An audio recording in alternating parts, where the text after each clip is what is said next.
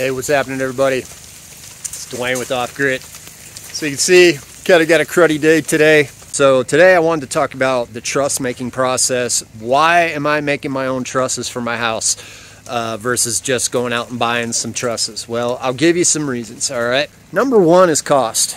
I'm building a steel house, a steel frame house. Why a steel frame house? Well, we have termites out here. I worked with steel for years.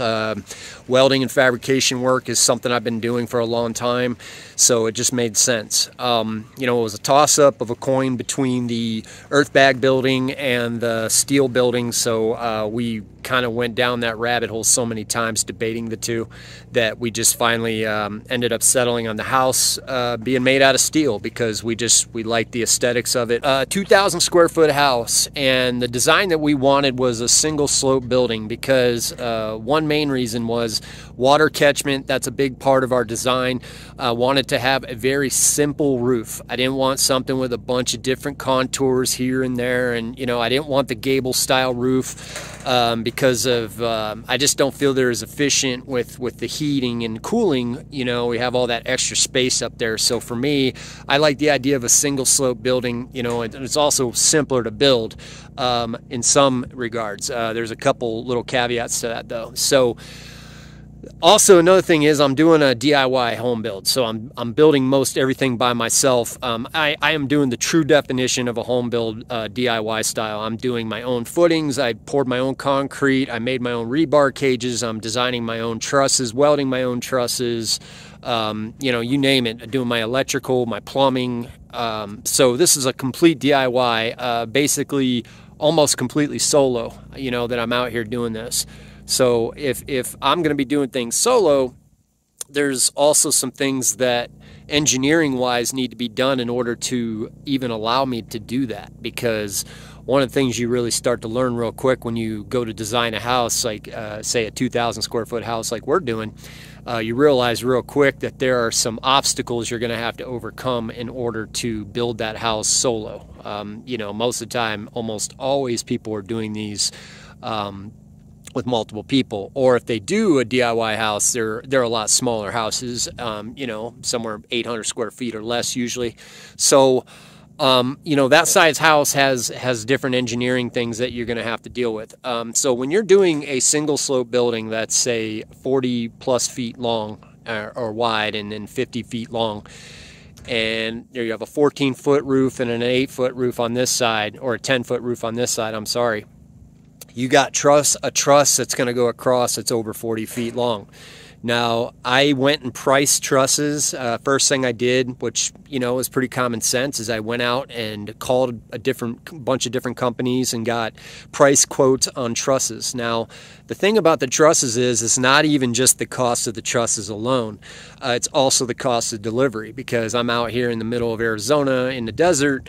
You know, the delivery cost for these things was just outrageous. And you know, I looked at a few different companies that do this, and I've watched some YouTube videos of people building with trusses where they order from these companies, and it's not a reasonable, and I don't think it's a very practical way to build when they're spending that kind of money. That's like more, they got YouTube money, you know, so they can spend the money, and that's good for them. But the reality of it is most people, I don't think, are going to pay what some of these people pay for these builds, and they're not doing any of the process themselves. You know, it's just erecting these trusses up. So I decided, after pricing trusses, I'll give you an example of a price quote I got. So 20-foot trusses, like the truss that's behind me here. I don't know if you can see that. So I just fabricated that truss. 20-foot trusses were at about $400 a piece, and that was before delivery. So, you know, I don't even remember what the delivery was at that point. They lost me at that point because I realized I wasn't going to buy them. One thing we have out here, we have wood trusses. There's companies that do wood trusses out here, but I don't want wood. You know, the whole point is we're doing a steel house, so we didn't want the wooden trusses. But even if it were, I would have built those myself as well. So I decided that I'm definitely going to fabricate my own trusses, because when you break down what a truss is, like a Warren truss, it's, you know, you got triangles at 60-degree angles, and you've got basically, you can do it multiple ways. You can do tube, square tubing. You could do angle iron. I decided to go with angle iron. So you got, a top cord, a bottom cord, and then you have your webbing in between, and that's the anatomy of a truss. And then you have your welding. So I was a certified welder. I've been welding for a long, long time. So that to me was like, okay, no brainer. I can do that. So these trusses here, this 120-foot truss, 20-foot truss is going to cost me, after I pay for the steel, okay, so about $100 in steel, and then of course the painting that I have to do. These particular trusses aren't going to have the purlin cups because I'm doing something different with a solar carport, but ended up costing me less than, I think, about 130 bucks for these trusses. Now they take me about 7 hours with the welding and the painting and everything else, when you figure all that together, about 7 to 8 hours to do. Now, if the truss is going to cost over $400 and they cost me $130 to make, and I can make one with the painting and everything on site for, that cost versus what they would cost me $400 plus, you just do the math and it's pretty simple, for me. So, some people will just pay the money. I, on the other hand, I was like, I can do this myself. I can pay myself to do this. So basically, this is what it comes down to when you're building a house by yourself. You're either going to be spending the time, and which you could pay yourself to do, and then you have to do the equation to say, well, how many hours is this going to take me, and how much would I make an hour if I were paying myself to do this, and can I do it at a quality level that is, comparable with if I were to buy it professionally. In most cases you can't, so you have to factor that in as well. So I don't care what anybody thinks about how good they are at building things. We only have so many things we're good at, and then there's just things that people have been doing for 20 years. They're going to do it better than you. So you got to decide that, those were the things where the welding of the trusses was something I could do, because honestly, when they design those trusses, they're just going to be hiring guys like me to weld them. So, the main problem was finding the engineered stamp plans that maybe not be stamped specifically for my build, but something very similar. And the beauty of steel buildings is they've been around for a long time, so you can find that information out there pretty easily. So it's really not rocket science. Now let's get to the 40-foot trusses. Now these 20-foot trusses are for my carport, my solar carport that I'm building. Now you start going into 40-foot trusses. Now, especially a lean-to style truss, which is just a single slope truss. Now you get into, the top and bottom cords have to be pretty thick, and then how are you going to get that truss up into place? Okay, if you're doing this by yourself, I want you to picture this. Okay, you do this by yourself. Well, you say, well, just rent a telehandler. Okay, well, there's a couple things about renting a telehandler. Number one, they're expensive.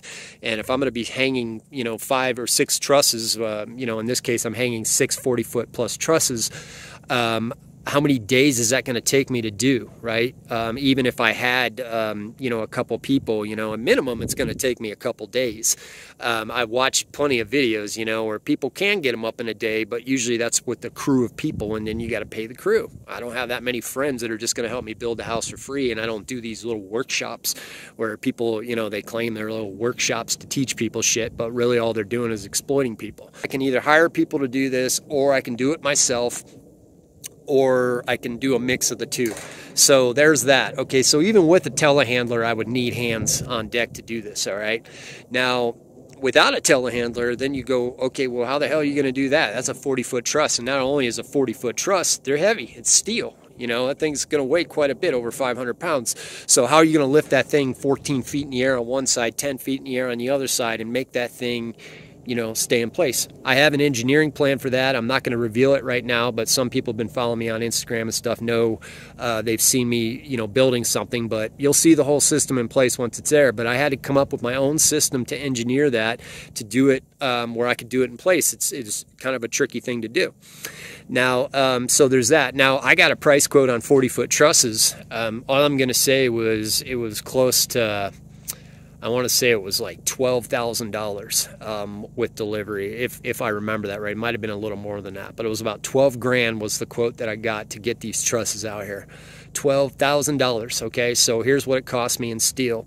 It cost me about $4,000 in steel. So, and then my time. So, it's $8,000 for me to pay myself, and that's with paint and everything. Okay, so it's about $8,000 I'm going to pay myself to weld 6 trusses. And I said, yeah, I'll pay myself to do that. So that's why I'm doing it. It's just a cost thing. And like I said, I'm not under any illusions, and you shouldn't be either. When you watch people DIY building their house, you're going to pay one of 2 ways. You're going to pay with your time, or you're going to pay with money, or you're going to pay with both. So really 3 ways. So, when I do something like this, I can assure you I'm spending plenty of time, and when you do the math and you work it out, it's not like I'm paying myself $100 an hour. I might be paying myself $30 or $40 an hour of tax-free money, kind of, because I'm not actually paying myself if you kind of do the math that way. A little bit of screwy math, but it's the same difference. Like if I have to bring someone over, and then of course when I bring people over, I got to work with them. I got to kind of mesh with personality types and all that stuff, which is not something I'm real good at doing. So that is the reason why I did my own trusses, and hopefully that will help you understand. And if you keep following along here, I'm going to be popping in and out here showing you that experience. I will definitely go into detail on the truss lifting process, because I think that's something that's really going to help people, especially if they try to do something that I'm doing. So hope everybody's doing well, and I'll talk to you soon.